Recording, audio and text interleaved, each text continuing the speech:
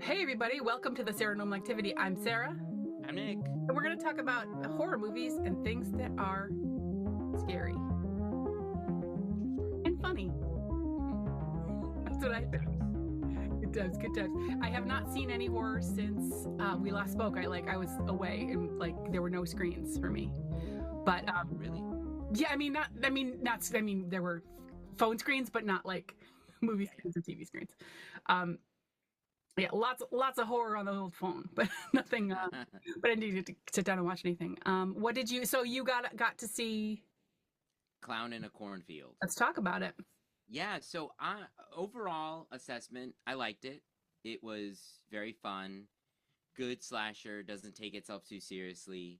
Um, so as I talked about a little bit, I was reading the book right before because I was curious. So I finished the book right before I went to go see the movie. Mhm. Not that day, but like I think the day before the day before that. I literally had just finished it, and I went to go see the movie, and it was hard because, and I always try, and that's why I always debate if I haven't already read something. When something comes out, I'll be like, should I read it or should I just go in Mm-hmm. cold? Because I find myself like being like, why didn't they do it like that? Why didn't they do it like that? And I try to let that go. And I really had I with this one I was really fighting myself to be like, just it's okay, it doesn't have to be exact. Um, and they keep all the big points. They keep all the main stuff that's integral to the whole story and everything like that, and one important relationship aspect. But it's funny. I will just get out of the way. I typical cliche. I think the book is better. The book is stronger. The way they set up some stuff is just done better. But I get it. It's you have an hour and a half. You got to keep it moving. Um, but overall, it was still fun. I really liked it. Like I said, the kills are fun. It's super silly. Like I was surprised that like the audience. It was a 6 p.m. on a Friday, and it was like a rainy day. I think people in the audience were into it, but it wasn't like a. I wish it was a little bit more crowd that was like because some of the jokes I was like, oh, this is generally pretty funny. Like we should all be enjoying this and laughing. Mm-hmm. And I think people were, but it was more of a silent crowd. I think I would have really gotten into it even more if I was with a crowd that was like, oh, hey. Yeah. Um, but my biggest gripe was that like some of the characterization they tweaked and like in the book, yeah, the kids are gonna follow into like tropes and stuff of slasher films, but they did a lot of really cool stuff where they kind of veered off, and I really appreciated that in the book with like tropes of Yeah. kids and the typical like, well, he's the jock and he's the that and they're the that, and some of them, like I said, some of them, yes, they do fit right in the book, Yeah. but in the but I they made a lot of cool things that didn't follow those tropes, and in the movie I feel like they made some of the characters just kind of fit more into the typical like trope, like they took some of that away. Mm-hmm. um but again, this is like nitpicky stuff. But it was fun. Um, those were like the big things, and it's interesting because I was talking to friends about this, and this isn't a slight on Canadian films or TV because I enjoy Canadian films and TV. One of my favorite shows is Winona Earp, which is fully shot in Canada and Canadian cast. But I can't remember if the writer is from Canada, but I know the book takes place in America because the whole thing is that the lead girl she's in high school and she moves with her dad from Philadelphia to this like small middle of no like Midwest town. Mm-hmm. But I was watching it. There's only like two actors that I recognized, and one of them I know is very much a Canadian American actor. He does both. He's from Canada and he does a lot of stuff. And there was something like because it's like it all seems like it's an American, all seems, but there was like slight something different about it. And then I remember it was like, oh, it's a Canadian film. It was shot in. It wasn't just like a Hollywood film that went to Vancouver. It was a Canadian crew, Canadian cast, Canadian like all that stuff. And I was saying to a friend, it's interesting because I feel like it's because when you watch a foreign film, which you would consider this if it's a Canadian film, it's Yeah. not it's foreign. When you watch a foreign film, there's it's different because it's got its culture and its language and it's all that stuff.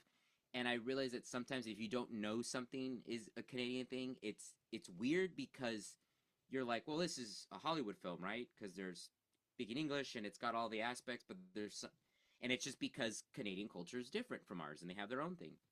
So that was a funny thing for me to kind of pick up on how there's just like slight little things like, oh, that's interesting how they did that, or what Is they it just like was it just like language differences or yeah, it's just something about the look, the way the kids look, the way they dress them. Like, and again, and I think part of it is because they're like, you're Canadian kids, and this is Canadian people, but we're it takes place in America, and it felt like they were trying to emulate Americans in a way, kind Mhm. of.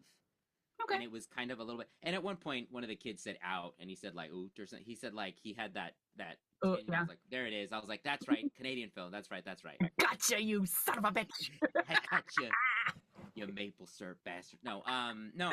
Again, I was like, it wasn't anything bad. I just kept being like, why does this feel slightly different? And Mhm. it's like, oh yeah, it's just the style, the way they style the kids or the clothes or the way they. I think it's just Canadians going, this is what Americans look like, right? This is how they Yeah. act. Even though, again, yes, it's not like we're some divided place that's completely different, but there Yeah. are differences. There are differences. They Yeah. have their own culture. They have their own lives.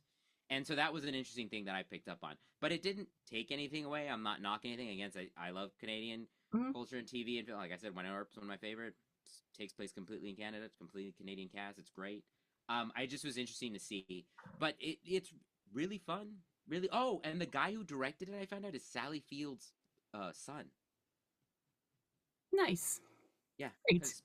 because all these creators, these like content creators that do horror, were like, I sat in front of Sally Field because her son directed it, and I was like, that's crazy. So It's always fun to find out that like, yeah, the I'm not gonna dog on nepotism. People have a lot of arguments for it and against it, but like, man, it's like yeah. the guy from Thunderbolts, the Two Bob from Thunderbolts, two of the guys, yeah. Lewis Pullman is Bill Pullman's son, and then right? Wyatt Russell is Yeah, Kurt Russell and Goldie Hawn's son. Yeah, I mean, I do, but I mean, they're amazing. I can't take it away. Like Wyatt yeah, Russell is like like I want him in everything. I love him. So yeah. I can. My quick thing about nepotism is that, like, I get it. If I had that connection, I would also be like, can you help me? Everybody does that if you have a connection. Now the thing is, are they good? Do they deserve? Now once they've gotten into the door, do they deserve to stay there? And a lot of these people, like you said, Wyatt Russell, Lewis Pullman, they proved that they are incredible actors, and Yeah, a lot of people, and that's why like they have staying power. Like, good for them. They're delightful to watch. They had a little leg in. Can't, good for them.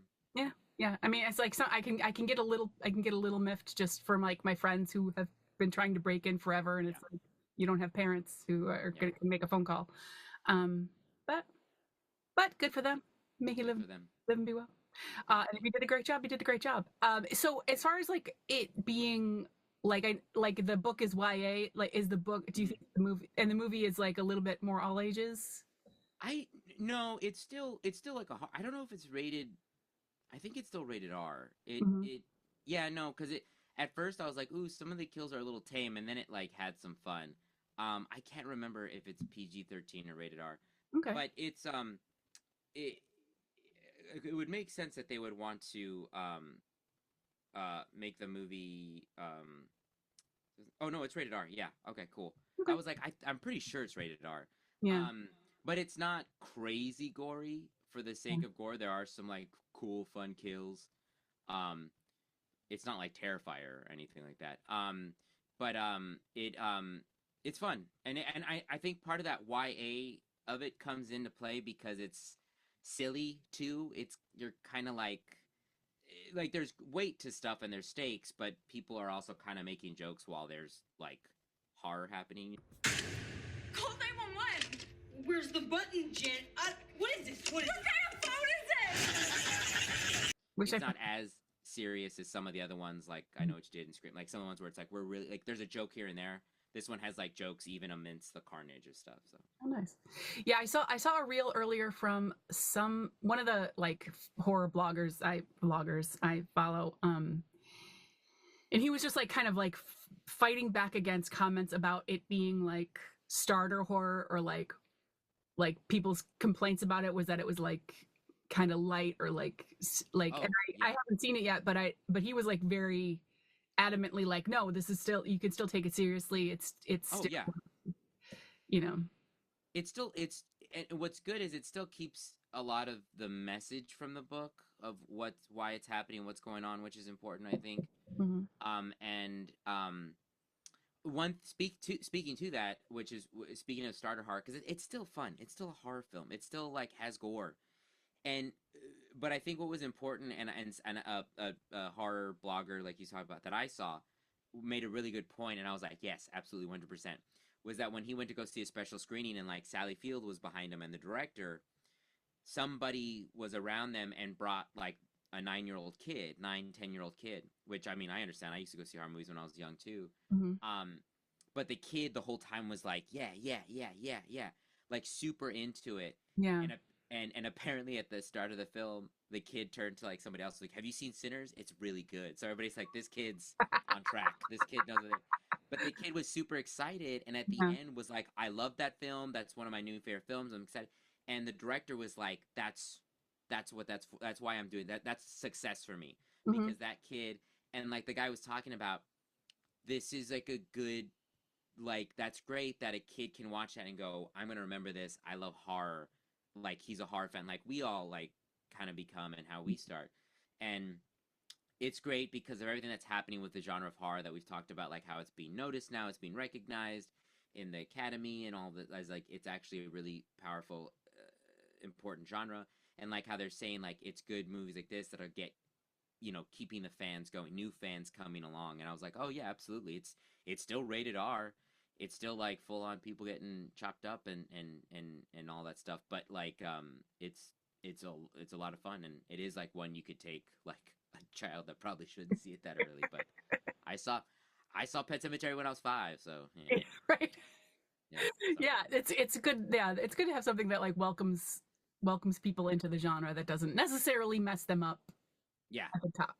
You know? Yeah, like if I had friends who were like casual horror fans, and like sometimes I have friends that'll be like, "Is there this in it, or is there this?" And Yeah. I can tell them, and they'll be like, "Okay, then I can watch it." Like this is one I could tell a lot of my friends, be like, "Oh, you'll have a good time. Put this one on at night. You'll be able Yeah. to sleep, but you'll still have your scares, and you'll get your adrenaline going, but you'll be fine." Yeah, Yeah, and there's like people who have like teens that they want to like Mhm. connect with and see movies at the same time, and it's like Exactly. the good bridge. It is. Yeah, 100%. Oh, that was the main thing. Oh, I saw. It was so weird. No, I saw another content creator talk about this. I thought it was a full film. It was this thing called Jennifer with one N, Jennifer with one N. Okay. And I remember as a kid always seeing the box cover because they always advertise it as a full film. And it was with Steven Weber, from Wings, Mm-hmm. because I loved Wings. And it was like he finds this woman who's like she's beautiful, but her face is all like demonic or malformed, and he takes her in, but all this craziness happens. But I found out. Did you ever hear about the show Masters of Oh Horror? Jesus! I just looked it up. Oh, Yeah, you just looked up the picture, didn't you? Yeah, yeah, yeah. Yeah, I like how you just were like, Yee! Yeah, it's pretty scary. Have you heard of the show Masters of Horror? yeah, yeah. Okay. Yeah, it was like a 2-season thing in Showtime back in the like 90s. I remember hearing about it. I hadn't seen it until later. Like I saw the John Carpenter one recently because people were talking about it. It's been like going around the circus and around the circuits and the Takashi. I forgot how do you say his last name. He did like Audition and Ichi the Killer. Mike, Mike? he's doing a new. Yeah. Huh? Mike, Yeah, I think maybe. Yeah. Mike. I want to say Mikey, but it's not right. Takashi Miike. He's doing a new movie that's coming out that has a really cool cast. He did one that apparently was like taken off of Showtime, and I found it. It's on Tubi. They're all on Tubi, and it is pretty nuts. There are some like images that you were like, yeah, I could see like even Showtime be like, but somebody was like, oh, this was an episode of that show, and I thought it was a full movie because I remember them putting it in a box cover that you could like buy the movie, but it's like 58 minutes, and I was like, oh, I was always curious about it because the picture on the box always like freaked me out as a kid, and I would read what it is, but each episode was directed by a different master of horror, and that one was Dario Argento, which I love Dario Argento. Yeah. He did Suspiria, my favorite horror film. So I was like, yeah, I'm gonna put it on. It's less than an hour, and it was real wacky. It is pretty like she's pretty scary, and like you kind of see where the story's going right away. And apparently Steven Weber wrote it, which was crazy. Okay. But it's based on a short story.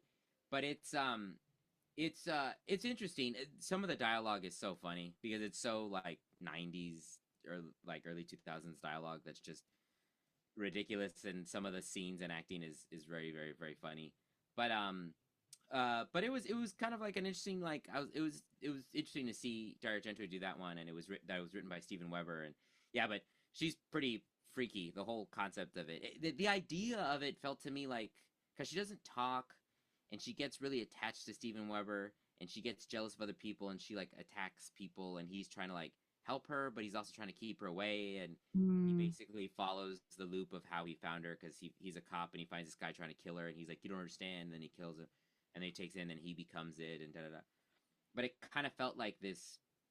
I don't know, like she became a weird kind of pet to him, but not a pet because he wasn't. But they would like sleep together, and but she It couldn't talk, and it feels like it feels like an allegory for some relationship he's had. Maybe. Well, it's based on a short story apparently, but it Okay. did feel like a weird, yeah, like they were trying to say because like she doesn't talk, and she's very like like she acts like a kind of a silly little girl, but she also like will get him things, like it's almost like a pet, but he doesn't like, hey, good dog, or he tries to be like, hey, come on, like be understand what you did is wrong, and like da da da, but she also like seduces him a bunch, and they sleep together, even though her face looks like a demonic thing, and it's a weird kind of like. And then of course it ends with him because she keeps killing people because she gets jealous. Like, so he's finally like, I have to kill you, and then some hunter finds him and kills him, and then it's like, oh, she's like she's obviously gonna like imprint on him or something. Like it's just a Yeah. cycle. And I was like, oh, that's an interesting thing of this concept of whatever she is, that's how she survives. Is she just like imprints, or what is she, a curse, or what is this thing? But it was goofy, and I just like was like, oh, I finally saw it, and I remembered it was a thing as a kid I saw, and I thought it was a full movie because they released it as a thing, and I always fascinated me, and I didn't realize Argento directed it and Steven Weber wrote it, and it was real wacky, and yeah. That's great. But It's called Jennifer. it's called that episode, so it's a Masters of Horror, Masters but it's called of Jennifer. Horror thing, and that one is called Jennifer with one N. But Hmm. they're all on Tubi, so Yeah. it's kind of curious now because I've only seen the couple like the John Carpenter, the Takashi Miki, and this one, and I'm kind of like now want to just be like, do I just watch all of them and see? Yeah. I want to go back and take a look at that because I remember watching some of it, but it's like, especially when it's anthology, it's like Mm-hmm. stories kind of all kind of mixed together. Because like I watched a lot of Tales from the Dark Side growing up, and so Yeah. it's like that Tales from the Crypt. Like some of those Mm-hmm. stories, I forget like which thing I saw Which things in. And I Creepshow. watched. Yeah, Creepshow. I watched a lot of Tales from the Crypt. That was always my favorite. I have a little Crypt Keeper Mm. doll from when I was a kid, Mm. and I watched Tales from the Dark Side and Creepshow. Did you ever watch Monsters? Do you remember that one? It I had don't remember that one specifically. it was another anthology one, and it had this weird, kind of goofy, kind of upsetting like song starting thing, and it was every episode was about monsters in the world. It was all part of that kind of same Tales from the Crypt. I don't know. Look it up. Mm. It's pretty interesting. Is that real or is that something you dreamt in your sleep No, it's a real paralysis? thing because I think about that too, but Yeah. then people will talk about it. I was like, all right, cool. I didn't. I've done that before. I've done that before. Where I was like, nobody's heard of this, and I was like, I guess I dreamt it. That's, Yeah, that's upsetting. 100%. Yeah. When I was in high school one time, I remember I went with my friends to go see. Okay, I remember specifically. We went to go see The New Guy. Remember that movie? With Okay. DJ Qualls. Yeah. It's a really goofy, silly movie, and we got really, really stoned. We got really, really stoned. And went to go see New Guy. And the next day, I was like, I had a dream, you guys. I had a crazy dream. And they're like, what? I was like, I have this idea for a movie. It's a dream I had where this kid, he's like in London, and he finds this egg, and he like accidentally opens the egg, and it's a dragon egg, and it causes dragons to come back, and dragons just like take over the earth, and like it's apocalyptic, and they have to fight these dragons, and da da da. And they go, Nick, that's a film. And they're like, I was like, what are you talking about? I was like, that's Reign of Fire with Christian Bale and Matthew McConaughey. We saw the trailer before the movie, and I was like, oh, I thought I dreamt that. That's how stoned I was. I bet that happens a lot more than people think. Yeah, no, I was like, you guys, because I saw it so clearly in my head. Yeah. I think I was almost casting like Christian Bale and Matthew McConaughey in my head. I was like, hey guys, and they were like, that was a movie. We saw the trailer too. So yeah. That's really funny. Yeah, you probably saw it. Did you see that and then dream it, or did you just? I think I was so stoned I saw it, and then watched the movie and forgot about it. And Hayes went home and went to sleep, and then was like, I was like, it could have only been in my dreams. That's where I remember this. Like, I don't even know.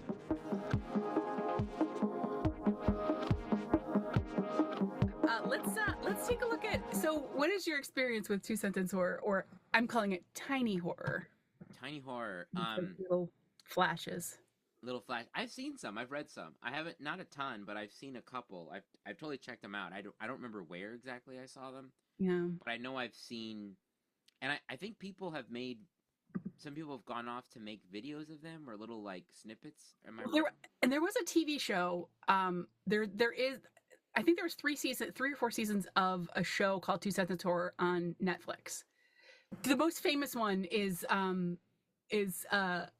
like it's a man checks on his son and it says, "Daddy, there's something under my bed."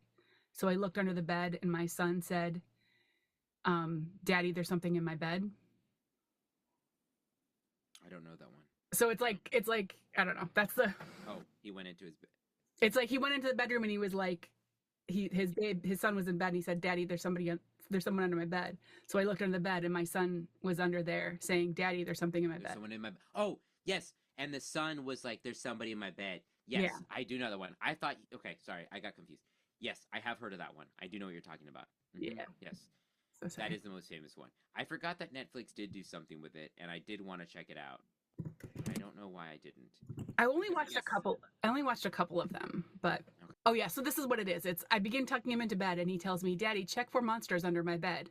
I look underneath for his amusement and see another him, under the bed, staring back at me, quivering and whispering, "Daddy, there's somebody on my bed." Yes. So that's like that was a little bit clearer than the way I presented it. Yeah, no, I got you. No, I just misheard it. But yes.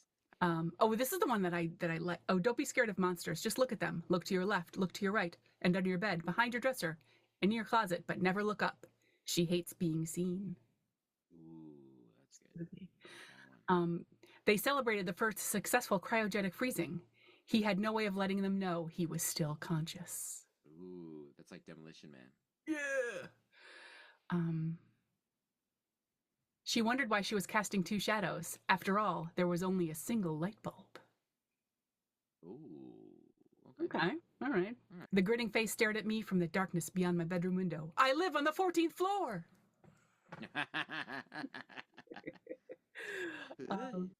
There almost all of them are like this. My daughter won't stop crying and screaming in the middle of the night. I visit her grave and ask her to stop, but it doesn't help. Ooh, cool. I like that one. I don't know why I like that one. I know.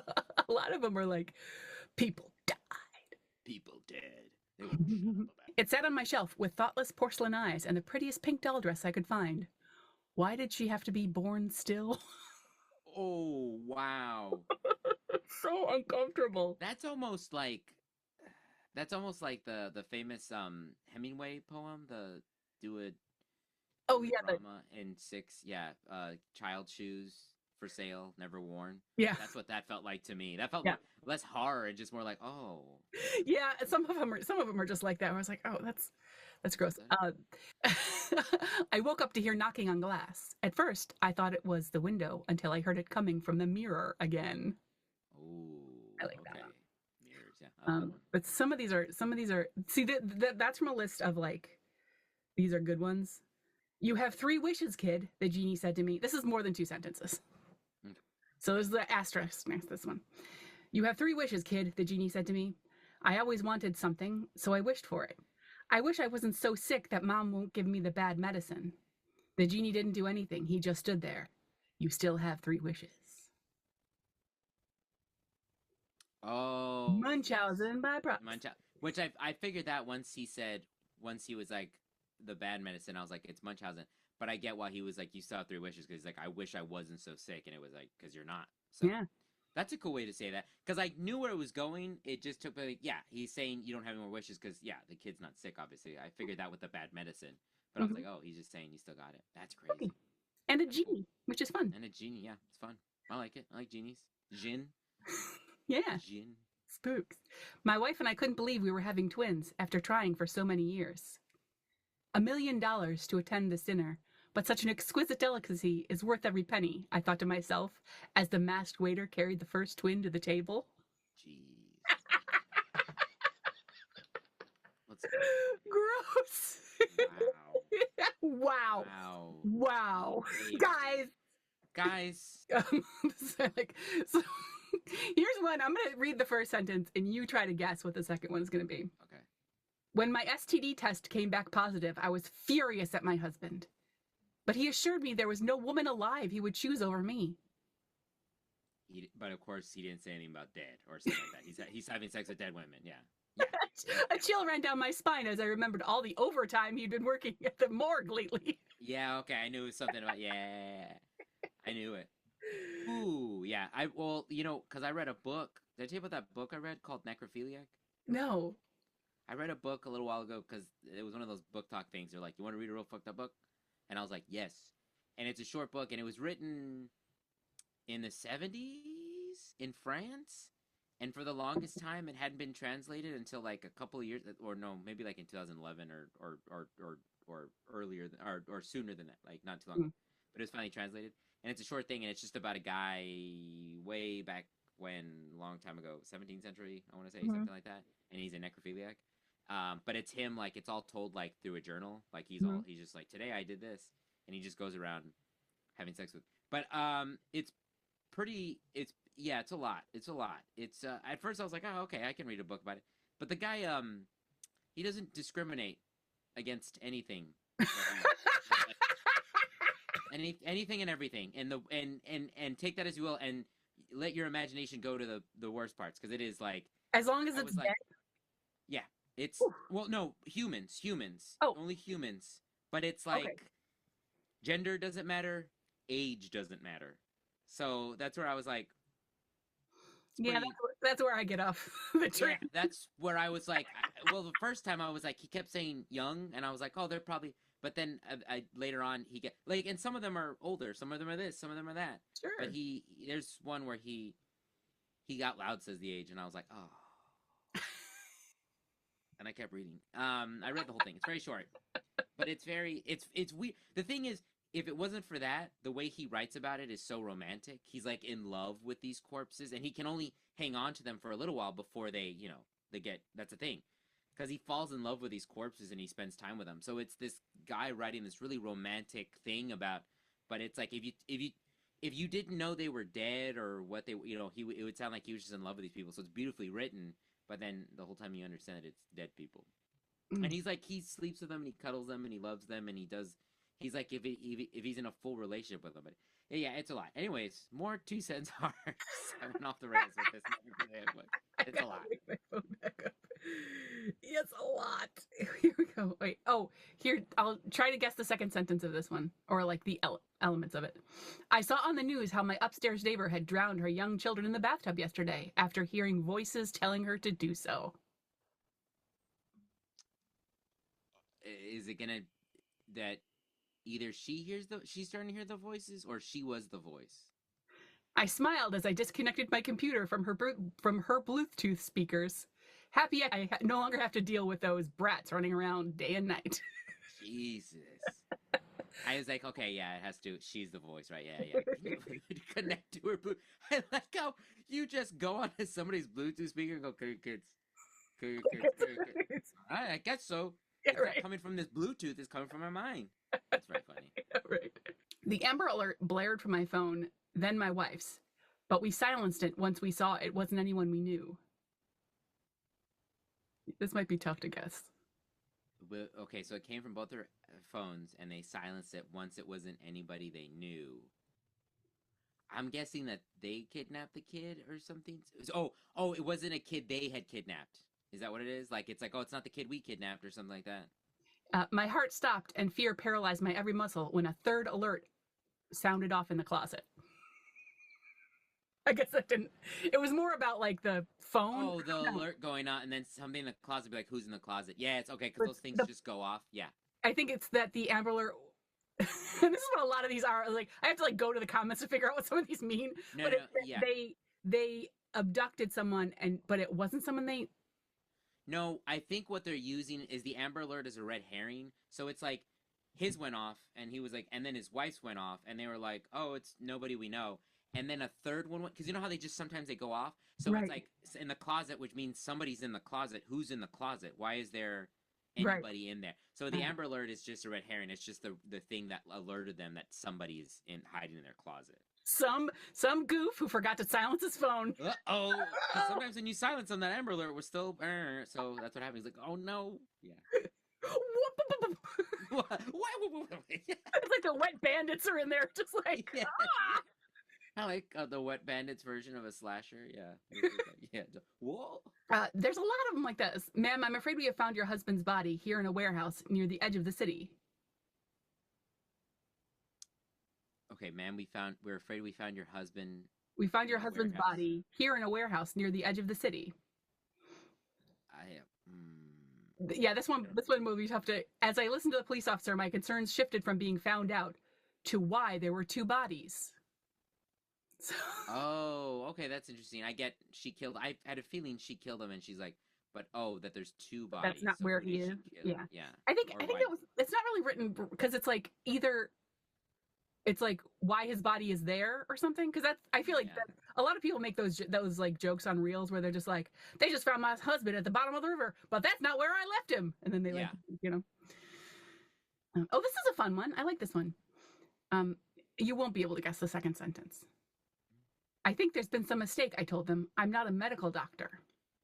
After reviewing the brain scans of everyone who drowned themselves in public pools, I know exactly why they consulted an entomologist. What's an entomologist again? They study bugs. They study bugs. Okay, I Yeah. was like, So it's like not, everyone. not entomants. Yeah. I'm just kidding. No. Yes, they study bugs. So they go, I'm not that kind of a doctor, and they study the brains, and they were like, why they studied entomologists? I mean, I don't know, bugs got in their brain. I don't know. Yeah, it's like everybody decided that they were mosquitoes. Oh, I guess. That's interesting. How would they know that from? I don't know. What doesn't make sense is they would have to scan everybody, and then the brain surgeon go, I think you get an entomologist because I think these people think they were mosquitoes. But how would you know that unless you got an entomologist? That's Unless weird. their brains are full of bugs, maybe. But I don't think you need an entomologist to see that there's bugs in there. Well, there were bugs in there, or they thought they were. What's the last sentence? How does the whole thing go? I think there's been some mistake. I'm not a medical doctor. After reviewing the brain scans of everyone who drowned themselves in public pools, I know exactly why they consulted an entomologist. And what's the... Oh, that's the full thing. Yeah. Oh, that's the full thing.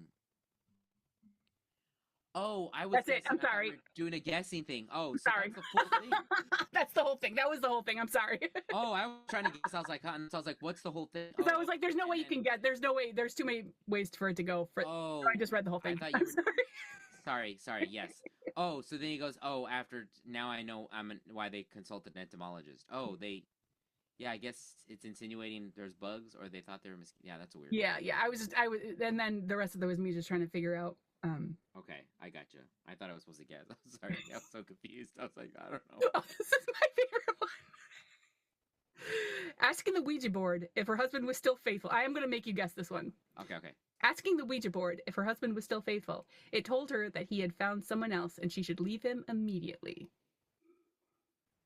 So she asked the Ouija board if her husband was faithful, and it said he had found someone else? It said it told her that he had found someone else and she should leave him immediately. Oh, he had found someone else and she should meet him immediately. She should leave him immediately. Okay. Yeah. So she consulted him, asked him, are you faithful? It said he had found somebody else and you should leave immediately. Oh, it's whoever is answering the Ouija board? It's a ghost or what? And it's like, get out of here. He found me. Yeah, that's what I'm guessing, right? After hiding, yeah, it's that essentially. After hiding a camera in their bedroom, she eventually caught him lying naked on his back with his hands behind his head, his penis seemingly jerking around on its own. Wow. Wait. Read the whole thing through. I want to hear the whole thing through. Wait. I like how it ends with a ghost hand job? Yeah. Wow. Okay, wait. Read the whole thing through. Asking the Ouija board if asking the Ouija board if her husband was still faithful, it told her that he had found someone else and she should leave him immediately. After hiding a camera in their bedroom, she eventually caught him lying naked on his back with his hands behind his head, his penis seemingly jerking itself on its own. I kind of like, yeah, just like there, just like, I just like how, and the ghost is like, yeah, and go, get out of here, he's mine now. And I love that it ends with a ghost hand job. Wow. Wow. That's good. Yeah, that's How can you do it? I think that's a good one to end on.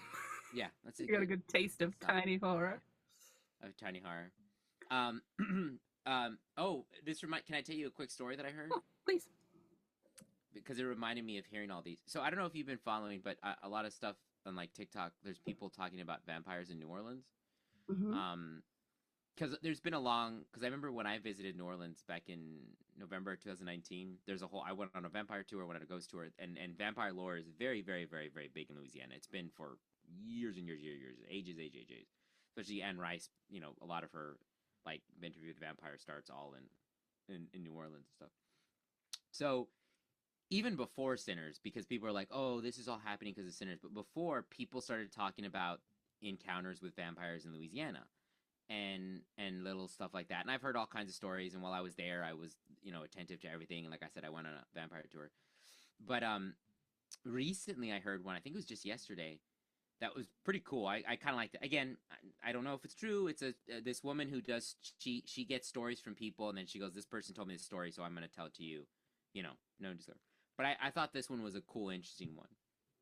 But it was this woman who wrote in and was staying at an Airbnb in New Orleans for a work conference thing.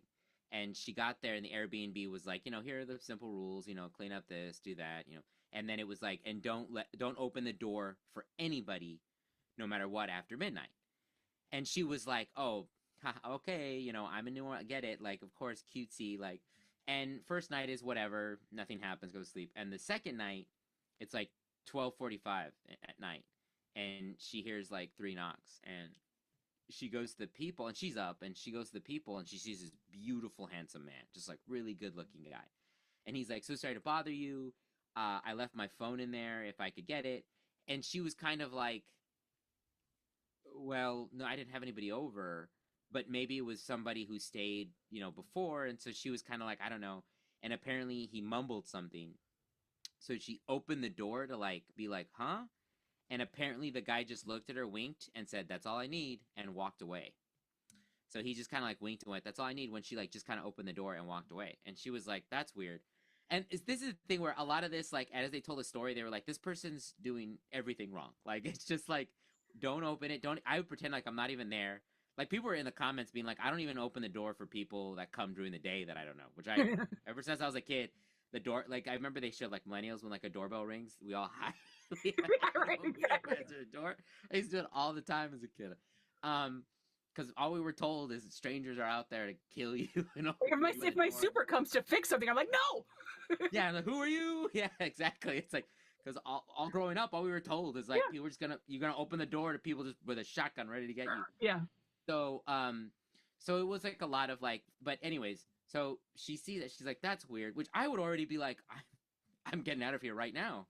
That was so weird. Why would somebody do that? Anyway, so she blows it off, and nothing really happens, and she goes the next day at the conference, and then she like, she takes a shower the next day, and like the mirror steams up, and on it says invited, like if it was written, like when a mirror steams up and you do that, but it was already there, like invited. And apparently she somehow still thought this was part of the trick of like the Airbnb host, which again, this is where I start to go, really? You were just like, oh, they're just messing with me some more? Like, no way. Anyways, she went to sleep that night, or she started feeling something weird, and she like da-da-da-da. And so she called the Airbnb host and was like, hey, da-da-da, this happened. And she was like, wait, did you open the door for somebody after midnight? I was like, yeah. And the Airbnb, like, she told her what happened. The Airbnb host just like hung up on her, and she was like, that's weird. And then that night she tried to like go to bed, and she just like kept hearing like tapping at her window and like kind of seeing his face and stuff like that, and she saw like shadows in the. So she like got her stuff and just like got out of there, and but she says that she got out of there, but every now and then she still like hears like the tapping 3 times on her window and stuff like that or whatever. And I was like, oh, that's pretty interesting. Yeah, that was really scary. Yeah, that's right. Right? There's one of those things where I'm like, a lot of this sounds like, wow, you're making all the stupidest things and things, but it is a creep. It is like it gave me like a weird, like, that's why I wanted to tell it, because it reminded me. I was like, it is kind of creepy. Well, Like, you because just accidentally open the door and it's like now it's there. It's just on yeah, but that's the thing is it's told in a way that's like it's small enough that they didn't like exaggerate it to make it this big crazy thing. It was like a weird nothing that doesn't sound like anything. It's like, just open the door. He didn't bust in. There it was like feathers and a sign of a cross or whatever. It was like just this small thing. That's all I need. Thanks. Yeah, and then real. Yeah, and then like it just opened it up to like that place or that person. Because I remember she thinks nothing of it. She sees the invited, and then I think she hears like tapping one night. I think one night she hears like the tapping and she thinks she sees them, and then so she calls the host and like tells her what happened, and the host just like hangs up on her and is like, and then that night she sees like she kind of like she thinks she sees him in the window, and she hears the tapping and more knocking or something like that, and then she like thinks she sees shadows in her room, so like she just leaves, but apparently like after that she still every now and then like hears the tapping and stuff like that. So I don't know, I thought it was like pretty crazy. So I love that. That was awful. Right? I loved it so much. Yeah, right. Oh, great. Nice little ghost story to end on. Yeah. Thanks. So I'm gonna try to see Clown on the Cornfield coming up, and we didn't talk about Friendship at all, but it's great. We can talk about it more in another one. I highly recommend it. Right now, it's just in limited theaters in New York and LA, but it's coming wide the 23rd or something. Oh, good. Yeah, because we were looking for it, and we couldn't find it around here. So yeah, in like a couple weeks, I think Memorial Day weekend, it opens up wide. Because it's playing like at 2 theaters here in New York. It's incredible. It's amazing. I loved it. It's hilarious. If you like Tim Robinson stuff, if you like I Think You Should Leave Detroiters, you're gonna like it's like I Love You Man meets Taxi Driver meets Tim Robinson's like humor. It's bonkers. It's so much fun. It was a delight. I want to see it again. It was great. Yeah. Okay, I can't wait. I'm excited. All right. Well, thanks for doing this. Thanks for doing the show. Thanks, everybody, for listening. Please leave us some likes and stars and follow us and subscribe to us so that you never miss an episode. And that's the Sarah Normal Activity. I'm Sarah.